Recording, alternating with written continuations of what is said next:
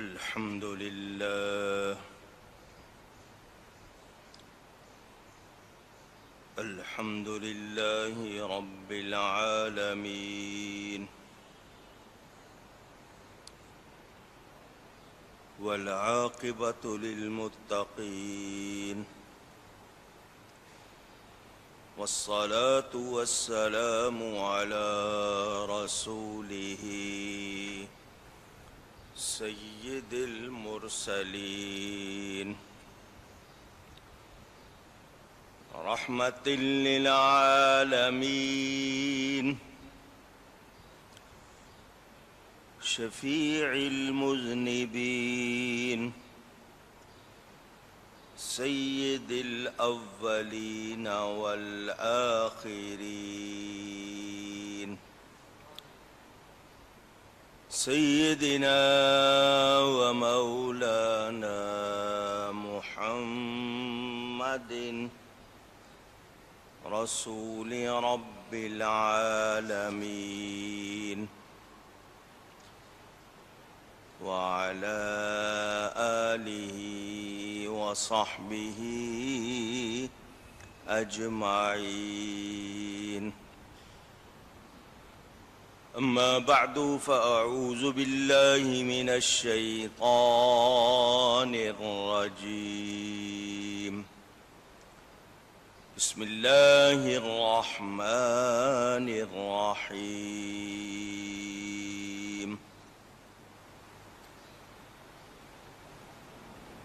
قل للمؤمنين يغضوا من أبصارهم ويحفظوا فروجهم، ذلك أزكى لهم، إن الله خبير بما يصنعون. وقل للمؤمنات يغضضن من أبصارهن ويحفظن فروجهن ولا يبدين زينتهن إلا ما ظهر منها، وليضربن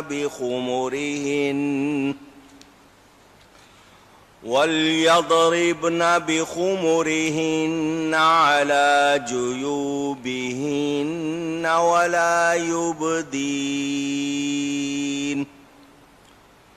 ولا يبدين زينتهن إلا لبعولتهن أو آبائهن أو آباء بعولتهن أو أبنائهن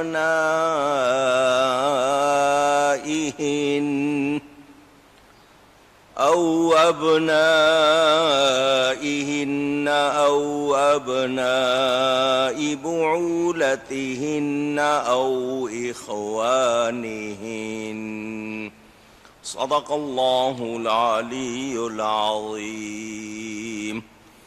محبت کے ساتھ ایک مرتبہ دروشی پڑھ لیجئے.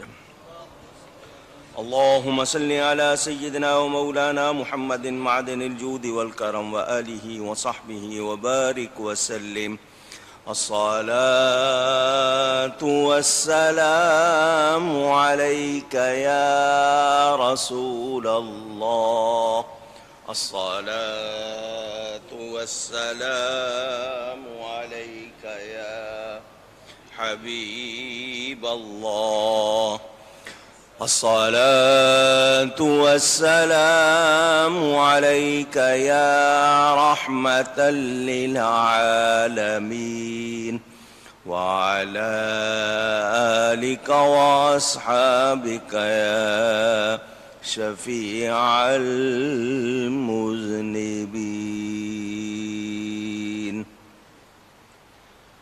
حمد و صلاۃ کے بعد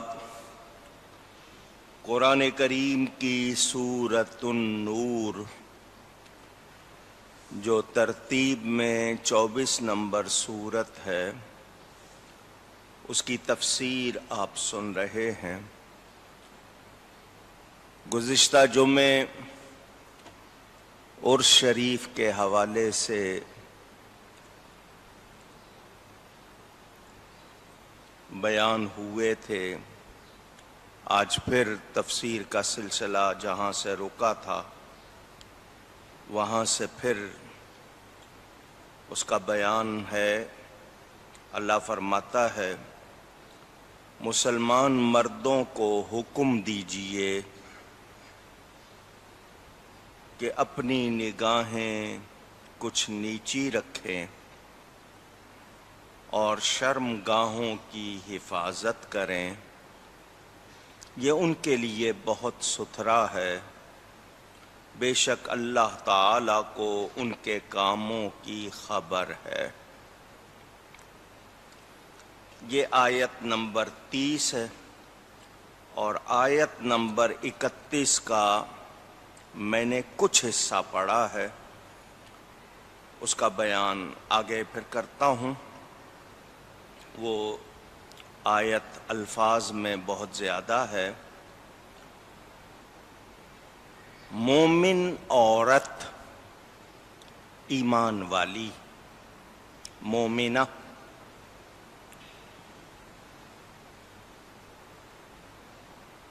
یہ اس کے لیے بیان ہے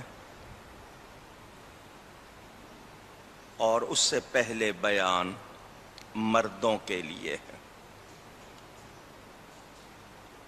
وہ تمام ایمان والے جو مرد ہیں ان کو فرمایا گیا کہ وہ اپنی نگاہیں کچھ نیچی رکھیں اور شرم گاہوں کی حفاظت کریں۔ اس حوالے سے کچھ باتیں آپ کو سنا چکا۔ جن چیزوں کا دیکھنا جائز نہیں انہیں نہ دیکھیں۔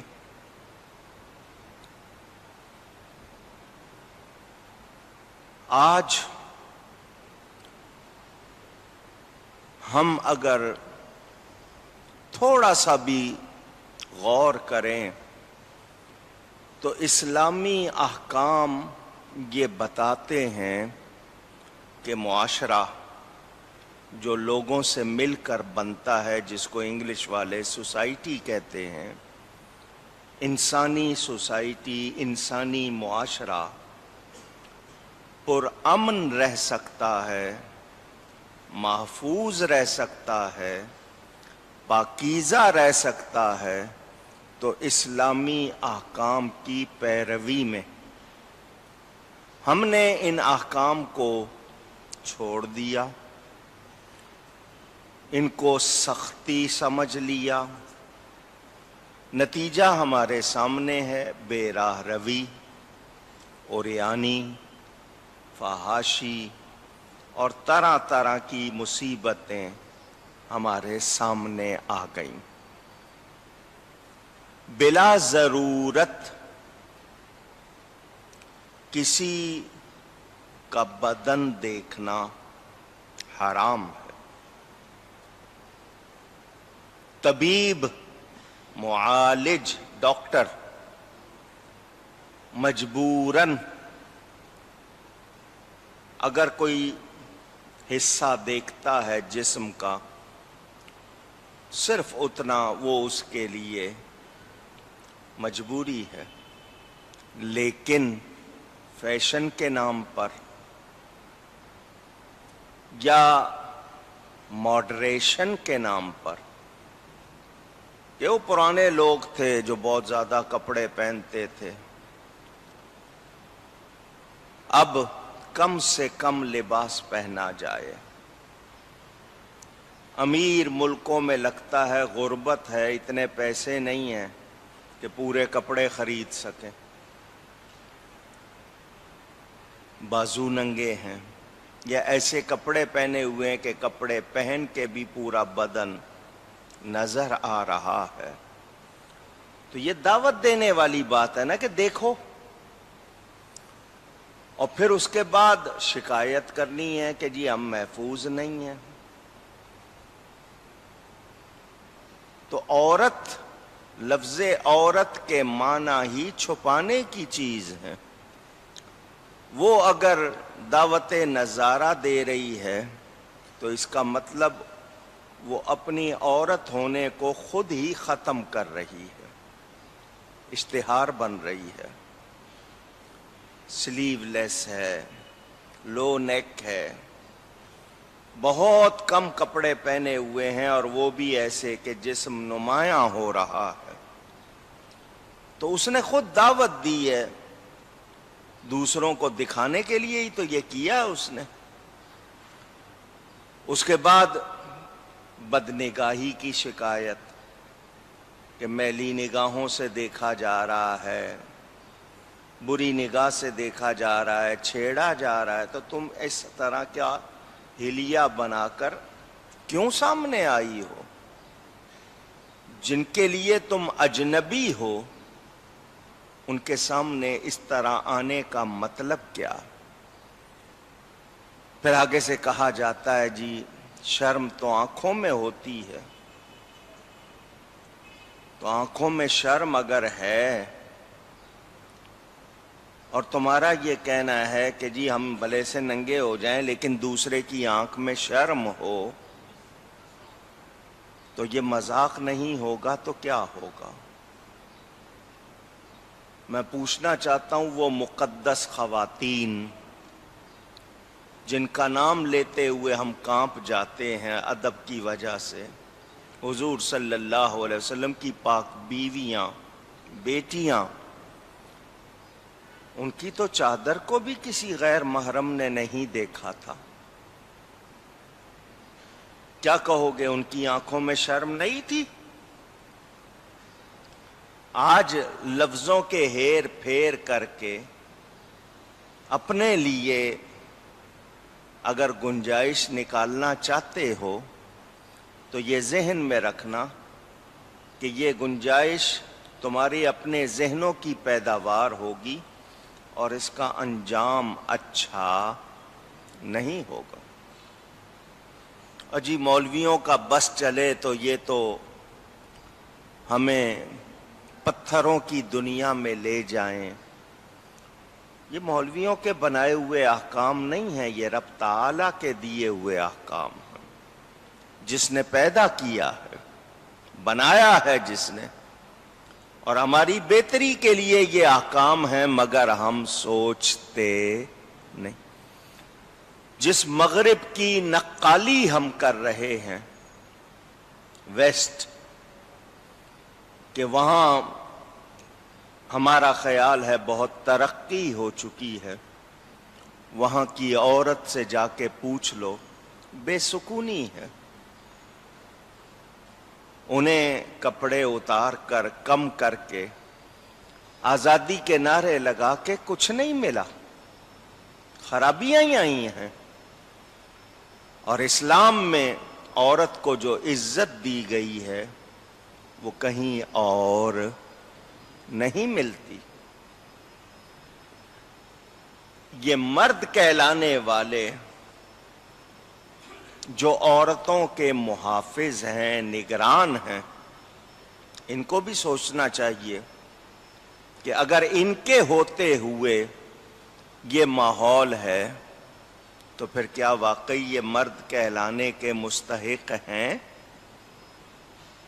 یہ آپ کی اپنی سوچ، آپ اس کا فیصلہ خود کر لیں۔